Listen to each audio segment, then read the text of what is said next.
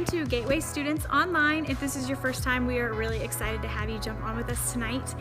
We are on week 5. We made it all the way through our series on fear and anxiety, and I really hope that this has been helpful for you guys. I have actually learned a lot from this as well, and I think this is a great message to just wrap up the series, so I hope you guys like it.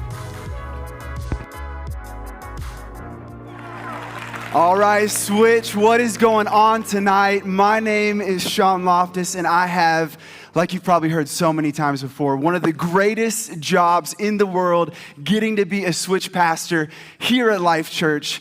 And tonight we're talking about a subject, we're talking about this idea, this concept. Are you ready for it? Are you excited? Okay. We're talking about suffering. Everyone's like, suffering. Like, some of you are like, I brought a friend. Friend suffering night? Are you kidding me? But here's the deal. We're not talking about just any type of suffering. We're talking about suffering. This doesn't get better. We're talking about suffering that God, for whatever reason, He allows to take place in our life.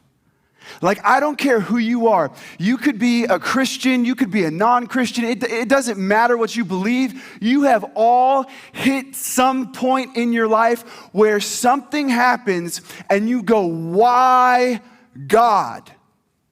Like, we do it over small stuff. I do it all the time. Some of y'all are like, why God? Like, why was I not born and living in San Diego, California, on the beach, right? I know I do that, but hey, you know, I'm about to get a little personal, get a little deep with y'all. Some of us say, why God, based off of our physical appearance. If you laugh, I know to pray for you afterwards. I'll lay hands on you, but me and God have had it out about some stuff, okay, in my life. One of those things is the fact that I have the worst chicken legs you've ever seen. Okay, I need to pray for all of you. Laugh at my pain. I'm serious. Like, if I wear shorts, it looks like God was like, He's fearfully and wonderfully made, and got to my knees, and He was like, oh, wait, I got something else to do. Like, why God? On top of that, y'all, I don't know if you know this, I don't have any hair. I'm not even 30 yet. Like, I'm showing up to high school reunions like bald, and you might be thinking, nothing wrong with going bald, but like before 30, it's like, God, that's a cold God right there. Like, we've had it out, right? Even in the small stuff, you start to get kind of upset at God, right? Like, you'll read a verse and be like, oh, it's just like make you mad. You know, whenever you're sitting there, and at least for me, just be sitting in a service and that pastor, he drops that verse. He's like, He knows every single hair on your head. I'm like, oh. Hey, no, I'm glad I took one for the team so you don't have to keep track of all those numbers. It's cool. But I found peace in it. I was praying with God one day. I was talking to Him, just, hey, what's going on? What's going on with this? I can't even like really gain weight. Like, I have to watch what I eat because I don't get thick. Like, when guys eat and like get thick, they're like, oh, you're bulking up. For me, I look like a potato with just 2 toothpicks stuck into it. Go to the pool looking like Humpty Dumpty. But God, He spoke to me in a still small voice. It was awesome. Praying like, God, chicken legs, what's going on? And He just spoke to me and He said, Sean, a lot of people don't know this. Jesus was bald. Now, I don't know if that's true or not. One day, you can't find it in the Bible. It's like Leviticus 5:4. It says Jesus. Bible joke's so good. You love them, right? You love them. You got to love them.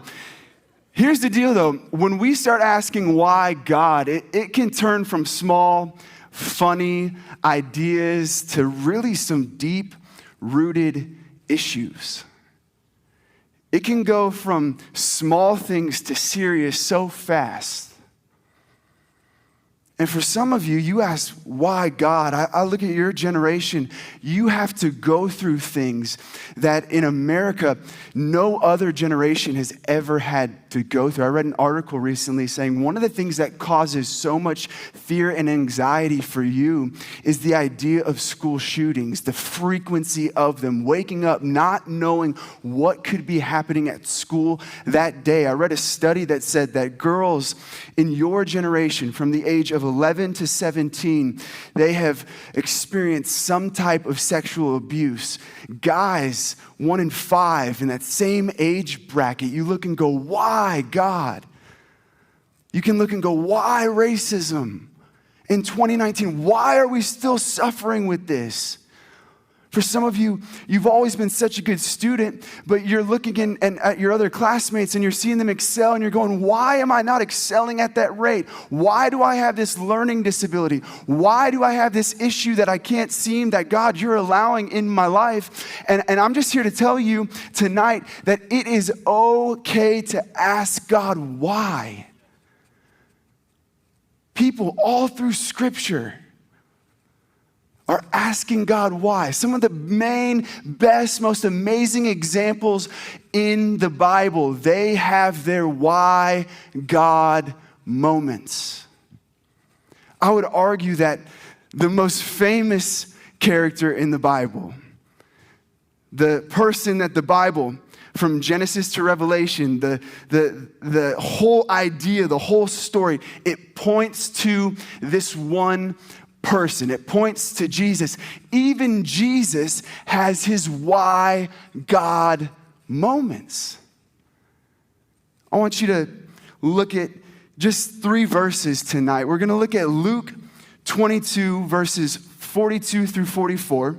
Jesus has started his earthly ministry. It's about to come to an end. He actually breaks away from his disciples. He goes to talk to God the Father, and he gets in one of his favorite kind of prayer places. He goes to the Garden of Gethsemane, and he's having a conversation with God. He lets us see this. If you didn't know this about Jesus, Jesus is fully God, fully human, and he has one of the most intense human experiences in this moment. And I want us to just read it and just feel what he's going through. Jesus praying, he says, Father, if you are willing, take this cup from me. Yet not my will, but yours be done. An angel from heaven appeared to him and strengthened him. And being in anguish, he prayed more earnestly, and his sweat was like drops of blood falling to the ground. Now, when he says take this cup, it wasn't a physical cup, it was symbolic. And what was the symbolism behind it in the biblical times, it was a representation of pain and suffering. He was saying, God, if there is any other way, why do we have to go with this cup? Switch, I'm here to tell you tonight that the longer you live life, the more cups you're going to get. And here's the deal, is that asking why is a totally fair question. But if you sit in the why, you will not get anywhere. I would even say it like this. Asking why will always leave you with a never-ending problem. But asking what will always leave you with a never-ending purpose. And when you could clap for that, that's okay. Because here's the deal. When we get these cups presented to us in life, we're so quick to say, God, can I have another one? Or, hey, could you give it to someone else? Or, hey, I'm just going to leave it here and hope that it goes away over time. But in reality, the only way to experience peace and purpose and all these things isn't to give the cup away. It's not to ask why I have it, but it's actually to go through with what is in it. Switch, can I tell you a cup that God has put in my life of suffering? I'll never forget the appointment. My wife was pregnant with our daughter. We go to the 6-month ultrasound, and we leave that ultrasound with this reality that our daughter has a hole in her heart, fearfully and wonderfully made. Yet she has this heart defect. And it's not an easy one. They tell us in that appointment, you're going to have open heart surgery as soon as she's born. And I remember praying and praying and praying. We believe in a God of miracles. He's going to heal her. I had people all over the country praying that we would experience a miracle, that God would change our cup. And the reality of it is she was born early. She was 4 pounds, 3 ounces. When she was born, they rushed her to the NICU, and she, for the next month and 9 days, so she is in the NICU, and then she goes to another floor, the heart floor, and she's sitting there, and her health is declining, and they're trying to get her bigger because they don't want to do open heart surgery on a 4 pound, 3 ounce baby. And I'm sitting there asking God, why would you allow this kind of suffering? The day she gets wheeled off down the hallway and she goes into surgery, she's 5 pounds, 6.5 hour long surgery, open heart. Still asking God, why? Why this cup? Why us? And they wheeled her back. And it was touch and go for a little bit. And she started to get a little bit of strength back. And this is what we walked back into. As a dad, you look at that and you still ask yourself, God, why? Why that kind of pain? Why that kind of suffering? But asking God why never brought me peace or purpose. It was from that day when I saw her and they closed her chest up that I started asking God what? God, I'm not going to get the answers I want this side of heaven, so I'm just going to start asking what. And when I started asking what, I started finding purpose. I started realizing God has entrusted me to steward this little girl and her story and her pain and her suffering, and I'm not going to blow it. Because I'm going to step into the what.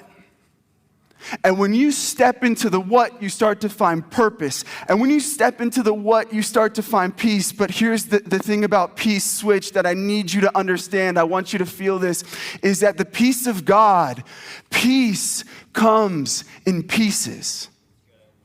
Sometimes we're under this notion that you're less spiritual when you don't always feel the peace of God. But Jesus shows us in chronological order how the peace of God works. He's in the garden, he's in anguish, and he needs something. So an angel comes and comforts him.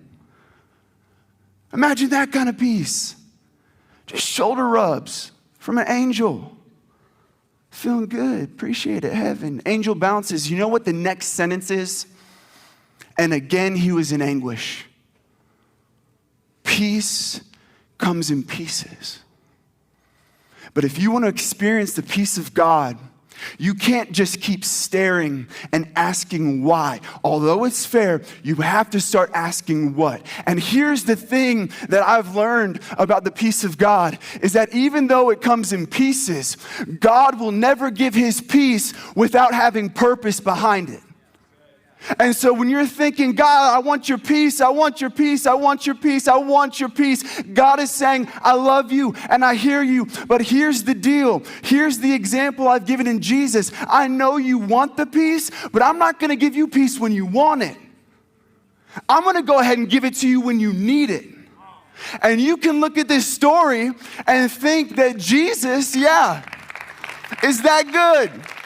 And you can look at the story and think, Jesus, the peace didn't work. But when you look at the rest of the story, that angel, that comfort, it was just enough to get him through the next day. It was just enough to bring him to that cross. Switch, I don't know what cup God has put in front of you. I don't know what suffering that you're going through. But right now, I'm going to ask that I could pray for you and challenge you to not only ask God why, but to start asking him what. All right, students, that's it. That right there is week 5. We really hope that this series gave you guys some practical steps in helping you deal with fear and anxiety, as well as deepening your relationship with God in the process. So if this is something you guys deal with, don't keep it to yourself. Reach out, all right? Get some help. This is a real condition. This is something that a lot of people deal with, all right? So next week, we're going to be hearing from Jacob Connell. Did you guys hear that?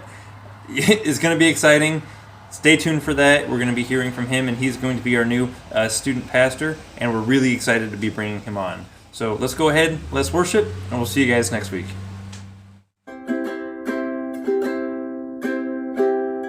Lord, I come, I confess, bowing here, I find my rest.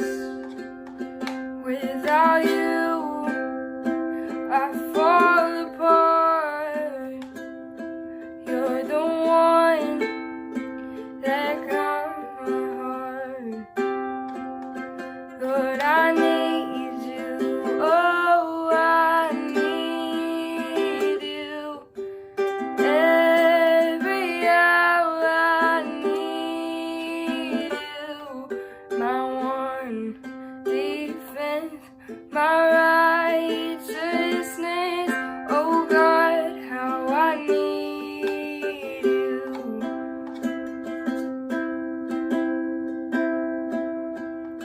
Lessons deep, my grace is more. Where grace is found is where you are. And where you are, Lord, I am free. Holiness is Christ in me. Lord, I need you. Oh, I need you. Every hour I need you. My